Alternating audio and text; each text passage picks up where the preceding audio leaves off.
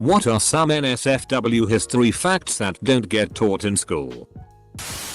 In late imperial China, a concubine earmarked for sex by the emperor later at night would be pampered all day. When the night of the deed came, the palace servants stripped the girl naked, wrapped her in a silk blanket, and carried her to the emperor's bed to unwrap her there. This practice wasn't for imperial majesty's kinks. It was a security measure. Sometime earlier, a concubine tried to assassinate an emperor during sex with weapons hidden in her clothing. The chainsaw was originally invented to lob off infected limbs faster than a scalpel. Every time you read a city was sacked, pillaged, taken by force or what have you, it almost always means mass RP, rampant murder and an orgy of violence and debauchery. Enslaving a population also pretty much the same thing. Men would be killed.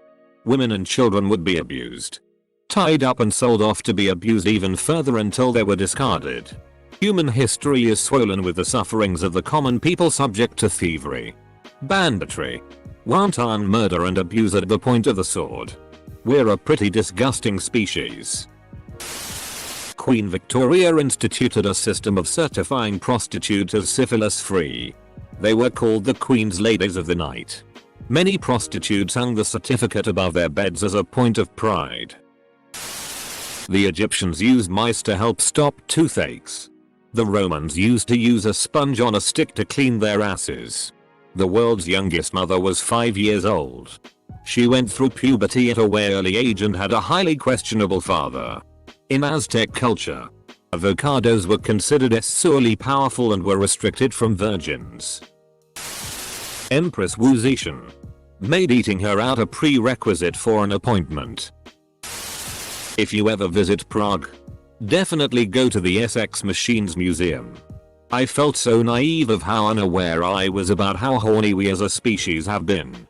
Since, literally, ever. The steam-powered DLDO is a triumph of mechanical engineering. The political smear campaign against Marie Antoinette involved a lot of dicks. Roman brothels had pictures of the prostitutes' specialties above the door to their room. Will hold you while you cry. The father of microbiology, Antony van Leeuwenhoek, the daddy of microbiology.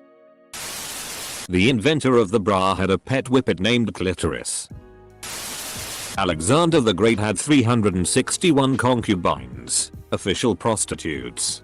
4 more and he would have 1 for every day of the year. Yeah, but that would be excessive. 12-year-old Pocahontas used to entertain white colonists with nude cartwheels. This is actually one of the few things we know about her that's indisputable. French President Félix Faure went out via death by blowjob from a mistress. Edit. Fixed spelling. If you die while nutting you are both coming and going. Edit. Early colonizers of the United States used corn cobs as toilet paper. Edit. This is now my number 2 comment. James Joyce wrote exceptionally graphic letters to his D. Jovi, former king of Portugal, had a royal masturbator. Ah yes, the hand of the king. Cleopatra did butt stuff. Powdered wigs were invented to cover up head sores caused by syphilis. Syphilis also eventually destroys your nose. Which is why old Timmy writing frequently refers to how prominent a person's nose is while expounding on their moral character. Essentially, this guy is super great. He doesn't even have syphilis. There was a Greek general who was supposed to lead a major expedition to Sicily. The night before he left he got wasted and walked around Athens with his other drunk friends and knocked all of the penises off of the statues in Athens. This caused him to be arrested. He missed the expedition and they lost almost all of the men they sent to Sicily because only he knew the plan well enough to pull it off. Alcibiades. He then proceeded to bang the wife of the Persian emperor satrap. Edit. Archaeologists find lots of poop. And lots of dildos. The first person who was sentenced to the electric chair died horribly. Someone forgot to wet an essential part of the machine and he ended up with bubbling skin. melting eyes and a foaming mouth among other things. The amount of electricity was so strong that he began to convulse violently. So much so that he weakened straps. He twitched so erratically that his index finger dug through the palm of his hand. The entire room smelled of burning flesh. And the stench even permeated some clothes. Many people who came to see had fainted during the execution. But do you know what's even more horrible? They heard him wheezing after they turned the electricity off. Edit. Thanks for the gold and silver. Don't know if it's already been said, but Edgar Allan Poe married his 13-year-old cousin when he was very much older than her. Greeks were heavily into sodomy on both essays. Women were only required to be virgins vaginally prior to marriage. Every other orifice was fair game. The loophole. If you look up Edward Russell in history books or even Wikipedia, you learn about his military service, including Admiral of the Royal Fleet for some famous battles. What they don't teach is that he threw a party so epic it's still being talked about 300 years later. In 1694, he threw a party for officers, and with 6,000 guests coming, wanted to make it special. So, he made the world's largest cocktail, drained the garden fountain and used that as a giant punch bowl with hundreds of gallons of liquor, over a half-ton of sugar, thousands of lemons, etc. He hired bartenders to paddle around in boats, scoop it up, and serve it to attendees. At some point, it began to rain, so they put a tent up over the fountain to prevent it getting watered down. About a week after they started, they had drank every last drop. The fountain was dry, and the party was over. President Lyndon Johnson was obsessed with his dick and loved to show it to people. He called it Jumbo. So President Johnson liked to show people the President's Johnson. During the Age of Sail, anytime a large ship would come into port, the men often wouldn't be allowed shore leave for a few days. So you would see small boats packed with prostitutes heading out to the ship at mooring. Larger ships of the line would have over 500 men aboard, so there could definitely be a couple hundred ladies brought aboard behind the captain's back. And with virtually no privacy aboard, you would have spaces in the ship with hundreds of couples going at it at once. There were definitely a lot of captains that didn't allow any women aboard, so the sailors on those ships would just have to wait until they could go ashore. Catherine the Great had a parlor room filled with explicit, erotic furniture she commissioned personally. We're talking blowjobs carved into chairs, an end table where giant dicks torrential cumshots were holding up a marble countertop, a woman getting eaten out by a demon on a throne. Homegirl had taste. Henry VIII, aside from his 3 legitimate children, had at least 6 other illegitimate kids with various mistresses. There is also a suit of armor made for him on display, and the codpiece alone weighs 1. Newton was so dedicated to his work and abhorred fun so much that many people believe he died a virgin at 87 years old. And by work I don't mean revolutionizing physics and inventing calculus. I mean alchemy. His main focus was turning lead into gold and making the philosopher's stone. I think Newton is a very good example of someone in history who probably had autism before autism had the name. Ben Franklin was a super sex freak and loved to tell younger dudes to have sex with old women. Ben Franklin was the original MILF hunter. Edit. What is kakyoin? And why does everyone feel the need to comment it? Edit 2. Okay. Thank you. I've been informed. In the 12th century, a philosopher named Peter Abelard challenged the church teaching on sexual morality, pointing out that no ceremony of man could make an inherently immoral act moral. The act would have to be already generally moral. Therefore sex before marriage really couldn't be considered a mortal sin. He fell in love with the wrong woman and had his nuts cut off. This made him angry and sad. He then wrote a book. Not necessarily NSFW. But pirates were one of the first people to have a healthcare plan of sorts. If you lost an appendage, there was a predetermined pay for everything that was lost or maimed. Also, there was a pretty large number of female pirates. For a time when women had little to no value in the workplace. A loss of a limb payment is depicted in the Errol Flynn movie, Captain Blood. The one-legged pirate receiving the GB Gold is played by my grandfather. His leg was machine gunned off on the 11th of November 1918. Moved the family to Hollywood and was an extra for many years. Napoleon would ask that his wife, Josephine, not bathe for several days when he knew he would be coming home. My man's liked a stinky lady.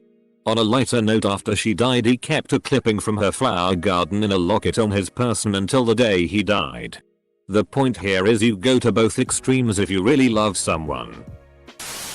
At the Battle of Agincourt, most of the English archers fought pantsless because they had serious diarrhea and were literally ting themselves as they fought. They won too. Anne Frank's diary talked a lot about masturbation, but most of it was edited out. Here is an excerpt of such a part of the diary. Until I was 11 or 12. I didn't realize there was a second set of labia on the inside, since you couldn't see them. What's even funnier is that I thought urine came out of the clitoris when you're standing up. All you see from the front is hair.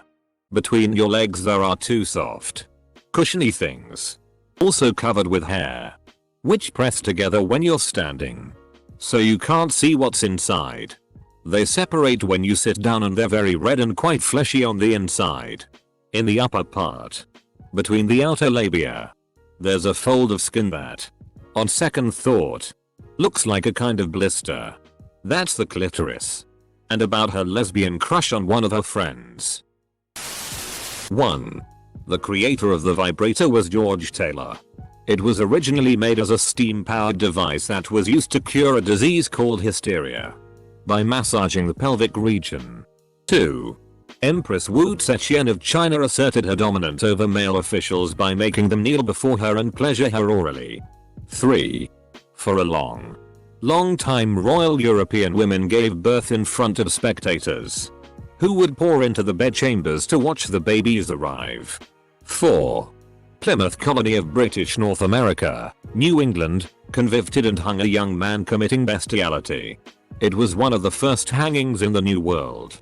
The 16-year-old Thomas Granger was hanged to death for indulging in buggery with a mare, a cow, 2 goats, many sheep, 2 calves, an ostrich, allegedly, and a turkey as mentioned in the court report from 1642. His hangman was one John Holmes. 5. Nelson Rockefeller, former vice president of USA, suffered a heart attack and died while having sex with his 25-year-old assistant. He was 70. To save ammunition, the Khmer Rouge started to execute people with pickaxes in the killing fields. Cleopatra was nicknamed Regina Meretrix, the queen of the high-class SO, not slum prostitutes. Jenny Wade was a prostitute and a madam. She wasn't a kind and generous soul who was treating the wounded from both sides of the Battle of Gettysburg. She was offering her services to both sides. When you take the bus tour with recorded audio, the storyteller narrating the tour is supposed an old-timer reflecting on the battle. When you pass the Jenny Wade house, still standing, he says something like, "That's the Jenny Wade house. Jenny was a friend of mine. She was a friend to many." I always liked that subtle nod. In any history course, the rampant upping done by most occupying forces around the world, e.g. Japan in World War II. Pretty much every town, village, city that was invaded from the time of the earliest civilizations. It's been like this. Still happens today. Outside of modern professional fighting forces, upping and looting was always accepted as the best perk of being a soldier. French poet Victor Hugo got it on so much that the day of his funeral all the brothels in Paris closed because everybody was too busy mourning him. Ancient Greece society was all about butt sex. It gets glossed over or referred to in a passing and vague way. In fact, part of the curriculum of well-off kids, from fancy Athenians to tough Spartans, was being poked from behind by your teacher tutor. Child grooming was more or less systemic. A necessary step in life for most men. Nixon's catchphrase was, "When you have them by the balls, their hearts and minds will follow." Apparently he had that on a plaque in the White House. The German army was given methamphetamines during their invasion of France, Belgium, Netherlands in 1940. This was the other part of Blitzkrieg that isn't really talked about. For the first 3 days the German army advanced without rest. No stopping or sleeping for 3 days straight. If you got tired they just gave you more meth. The drug may have also played a role in why the Panzer divisions refused to stop even after being ordered to several times by high command. They only finally stopped advancing when Hitler personally ordered the halt. TLDR. An army of methed up Nazis took down the largest army in Europe in a few weeks. Edit. Netflix has a good documentary series on it now. Plato thought that the babies inherited everything from their parents and therefore from perfect parents having intercourse at the perfect moment would born perfect babies. Imagine an equilateral triangle with the parents in 2 of the corners and the baby in the 3rd. He thought that these babies would be the superior race. Napoleon's penis was preserved and sold for around $45. Benjamin Franklin slept his way through the wives of the French aristocracy, who in return convinced their husbands that supporting the American Revolution was a good idea. President Lyndon B. Johnson, as the name implies, was infamous for talking about his penis and boasting how big it was. There's a recording of Johnson arguing on the phone with pants manufacturers about how they failed to leave enough room for the crotch, and actively creating a detailed verbal picture of his presidential groin. And my high school history teacher asked the class what we knew about Johnson. This actually got taught to me at school, but I think it still fits. At the Battle of Stamford Bridge in 1066 there was allegedly this absolute unit of a Viking that was killing Saxons left, right and center using only an axe, killing roughly 40 Saxons. He was holding the bridge for some time before he was killed, and this is still somewhat debated amongst historians, by being stabbed in the balls by some Saxons that were floating below the bridge underneath the Viking. Edward II of England was a suspected homozool and rumoured to have been killed by having a red-hot poker shoved up his anus. Benjamin Franklin didn't care about his frumpy wife. So after all the 1776 independence fervour, he moved to France without her. He said hasta la vista, and then banged a lot of broads. 4 popes actually died while having sexual intercourse, or as a result of. Pope Leo VI died of a heart attack during, and Pope Paul I while being sodomized by an altar boy. Allegedly. 2 others were supposedly murdered by the cuckolded husband of their lovers. Thomas Jefferson had 6 kids with one of his slaves. Benjamin Franklin makes Deadpool seem PG. He slept with and or hit on anything that moved. Sailors literally tried to take him to court for harassment. He published a treatise on why you should sleep around with older women, and I kid you not. One of his points were that they aren't that bad if you put a bag over their head, and they're less likely to kiss and tell. Dude had no shortage of lovers, both girls and boys. From now on, you will always understand his smile on the $100 bill. In World War II there was an SS Penal Legion, Der Lewanger Brigade. They were formed from the most violent criminals, rapists, murders etc. and led by an absolute monster sadist. They were tasked with the role of gang fighting and given free rein to murder, pay and torture. They lost less than 100 men by the time they'd killed their first 15,000. It's assumed that they were mostly civilians and the unit's losses were from infighting. They were so bad even SS executioners complained about their conduct. At one point they found a daycare with 500 kids and proceeded to bash their brains in with their rifle butts to save ammo. I also read that the commander had a kid in front of his men while he cut them open lengthways. Why vibrators came into existence. In the Victorian era, it was believed many women suffered from hysteria and the treatment was to go to your doctor and be manually masturbated to climax by the doctor and his professional digits. Apparently it got so popular that many doctors were getting hand cramps, and so one of them came up with the genius idea of vibrators. There's a movie about this that I watched. Fascinating. When I have a little more time I will look for the name of the movie and update this post. Maybe a little obvious, but a lot of casualty numbers from Civil War battles list large numbers of missing men. Often as many as the official death toll. A lot of those men likely were dead, as getting hit by an exploding shell would turn human bodies into nothing more than a red mist.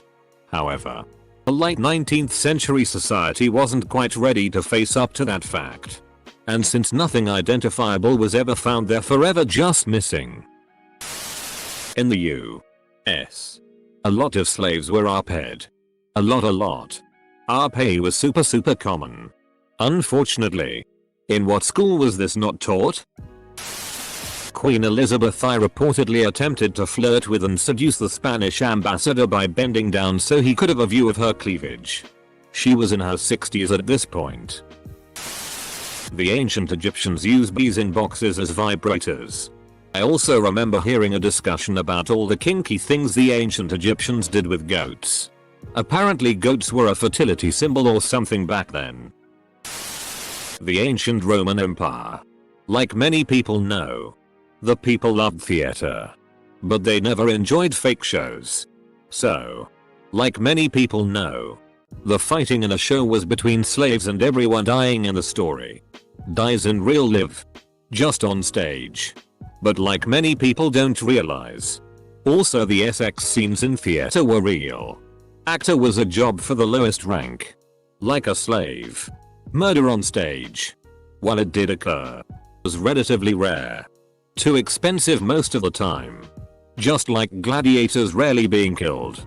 The Romans recognized that slaves had value that'd just be lost if you just killed them. That's just not true. Like most of the ancient world, Rome was rife with actors who would play the same roles, often with the characters dying, over and over again. Maybe occasionally we hear of a punishment that might sound like this for a criminal, but it was certainly not a regular attraction. Edited to add.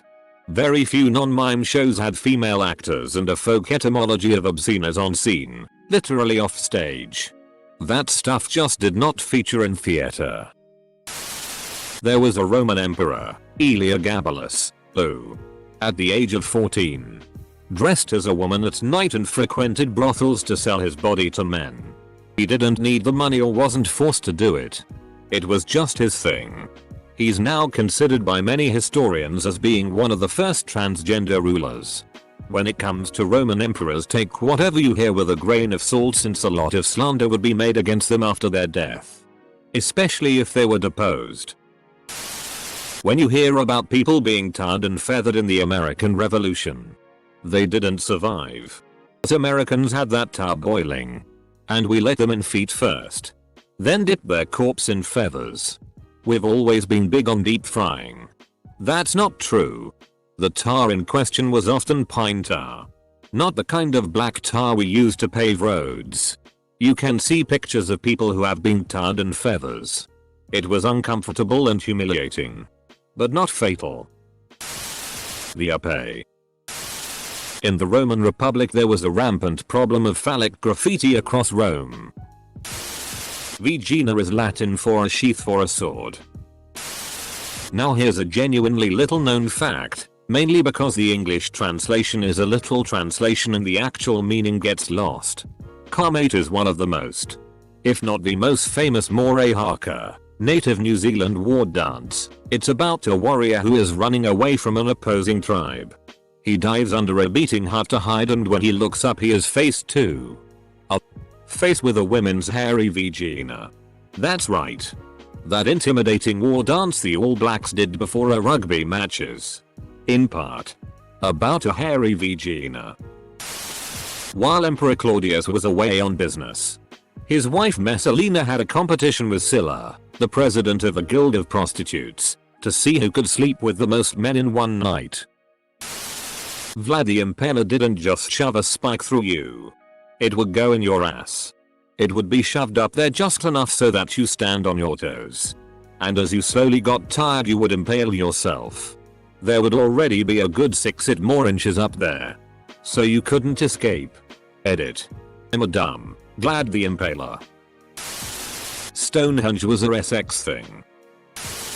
Thomas Jefferson arped and impregnated a black housemaid.